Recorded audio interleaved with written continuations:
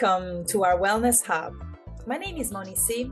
I'm a mindset coach and host, and I have been interviewing more than 100 experts in the field of health, wellness, and healing in the past 5 years. Today, we have a wonderful guest. Her name is Carla Wainwright. She's a holistic wellness coach and midlife alchemist. Carla, thank you for being here with us today. Tell us a bit about yourself and what are you doing today to help women in menopause who struggle with intimacy and desire. The floor is yours. Thank you. I'm just thrilled to be here. So yes, I am a holistic wellness coach, a sexual awakening facilitator, and I love to call myself a midlife alchemist because I feel like it brings all of those pieces together. I have a background originally as a scientist. I have a master's degree in conservation biology, and I worked in that field for many, many years. But I've always also been very interested in the more spiritual and esoteric. And I also had a yoga studio for 22 years and really involved in women's health and healing. Also as a homeopath, I've got this kind of eclectic background. And what I found over time is that I resonated more and more with the types of healing modalities that really got into the body and sexuality and sexual energy. And so I left my field in biology after many years and really began to focus on women's health and women's vibrancy and women's sexual awakening in that work. And then what happened is I started to go through my own perimenopausal journey, and now I'm in menopause, and I really realized I needed to come back to the science, that there were pieces that were missing in the sacred piece that are so, so powerful, but I still needed the science. And so I've been bringing that back into my own life and my work, and it's the synergy between those two really, really powerful. So I'm going to speak a little bit about that today. Yes, it's wonderful. And you focus on perimenopause and menopause. Yes. So perimenopause is the phase before menopause. It usually starts for women around the age of 40 or sometimes even a little bit before. And a lot of women actually don't really know they're in it, but their bodies are shifting and changing. And what happens at this point in life is that there are all of these changes happening. And for many women, they can be really, really challenging. So we have hormonal shifts, of course, and as our hormones begin to decline. And then that in turn slows our metabolism down. We have a lot of stress in our lives. We live just in an incredibly stressful world. And a lot of women in their 40s, either they might have family responsibilities or job responsibilities, life responsibilities, all of these things. And so we do endure a lot of stress. And that also affects, of course, our hormones and our metabolism. And there's also this cultural story about how we decline, as we get older. And so this creates this perfect storm of changes. And what often happens for women is they feel really disconnected from their bodies. And that means that they feel disconnected from intimacy, from their sexuality. And so a lot of women actually think that that part of their life starts to come to an end. And nothing could be further from the truth, that actually, as we move through this portal into menopause and beyond, what is known in the Taoist system as the second spring, it's a beautiful term.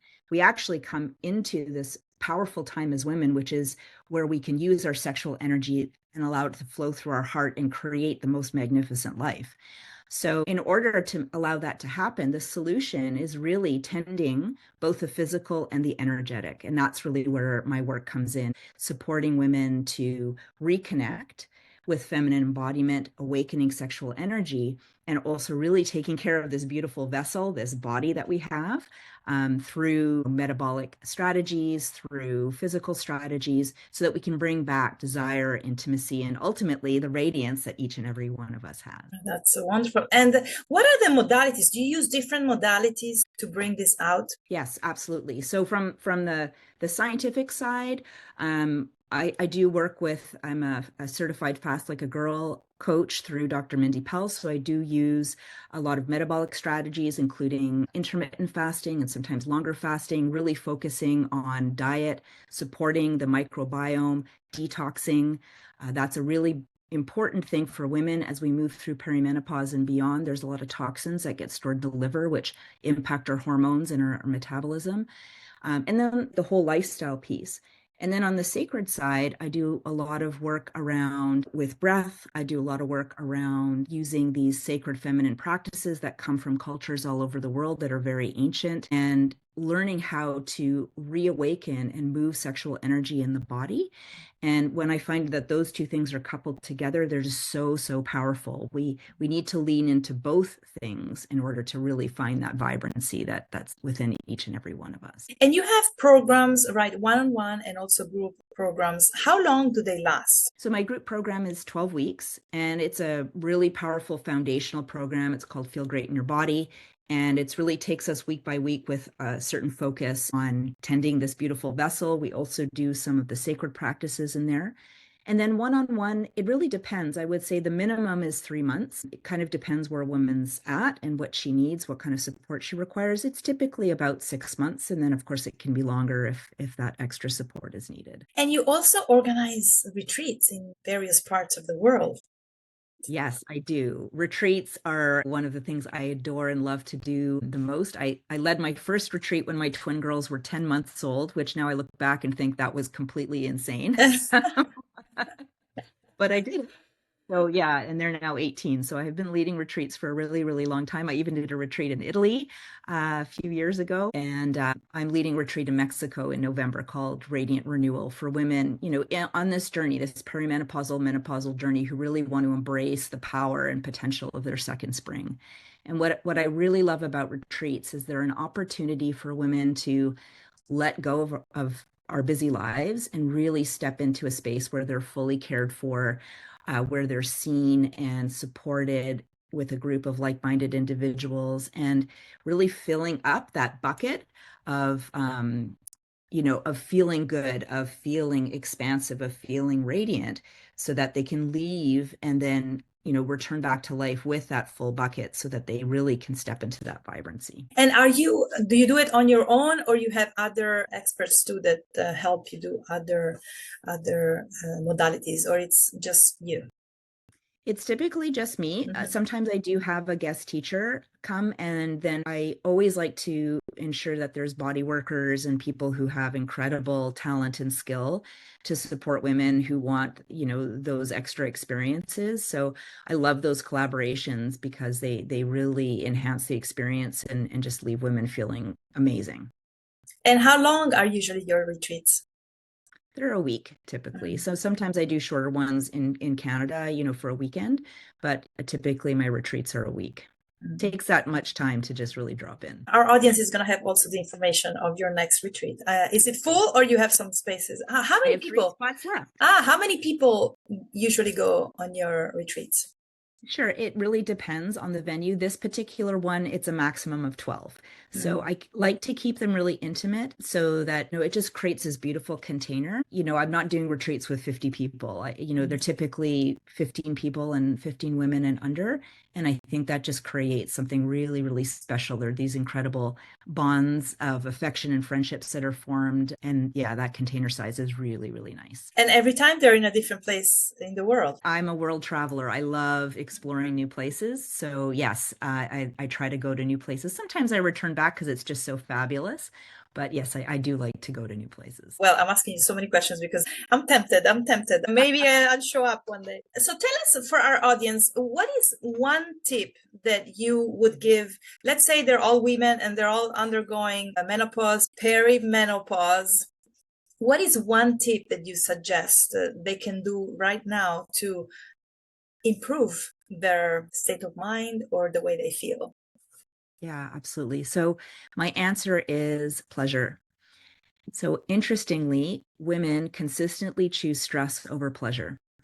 I think we're hardwired biologically to do that. I think there's probably some survival mechanism in there from, centuries and centuries ago, but it doesn't really serve us in our modern lives. And as we get older as women, we experience more cortisol. So we have more stress hormone running through us. And the counter to that, the antidote to that, is oxytocin, like the love hormone, the bonding hormone. And how we produce that is through pleasure. And so pleasure doesn't necessarily mean sexual pleasure, although of course it can. It's about really just dropping in multiple moments through your day and just being present and enjoying something. So I'll just give you a couple of my top ways that I love to enjoy pleasure for just even a few breaths. So if I'm under the shower, just pausing and allowing the hot water to just run over my face and noticing what it feels like, just having that over my body. Rubbing my thumb against the tips of my finger really sensually and just dropping into that sensation. Being outside and standing barefoot on the grass for just a couple of minutes and noticing how that feels. So the thing to remember about oxytocin is it has what's called a half-life of 2 to 3 minutes. So it's not very long. So we have to be mindful and really make sure we look for moments of pleasure throughout our day. You know, whether we pause and we savor something that we're eating, or we give someone a hug, or we just reach out to a friend and have a great conversation. But pleasure is medicine, and it is the antidote to all of that extra cortisol and all of the hormones that are kind of all over the place. It begins to calm everything down. It's so, so, so powerful. So remember that pleasure is medicine, and seek out pleasure throughout your day.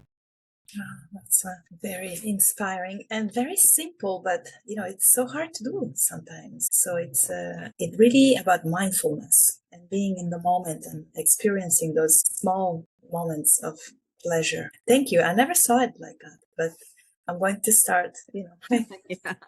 I was missing that one. So Carla, what is the best way for people to contact you? Is it by email or through your website? So the best way to reach me is to go to vibrancyreset.com. And there I have a vibrancy guide, which is perfect for the women listening to this episode. And it's got some simple and powerful ways to really come back into the body and just feel amazing, feel more energized, feel more connected, feel more alive. And through there, you'll be able to connect with me in all the other various ways. Yeah, so vibrancyguide.com. That's wonderful. We're going to have all your information right below under your interview. And Carla, anything else? Time is running out, but and that you would like to add before we go?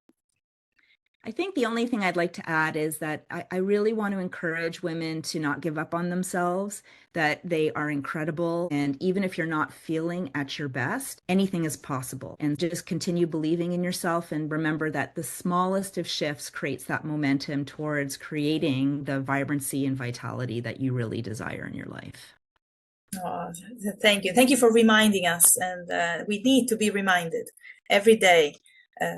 And make sure that you listen to Carla. And we truly appreciate you coming here and sharing your passion and your knowledge to help women take their control back and make them feel alive again in all senses.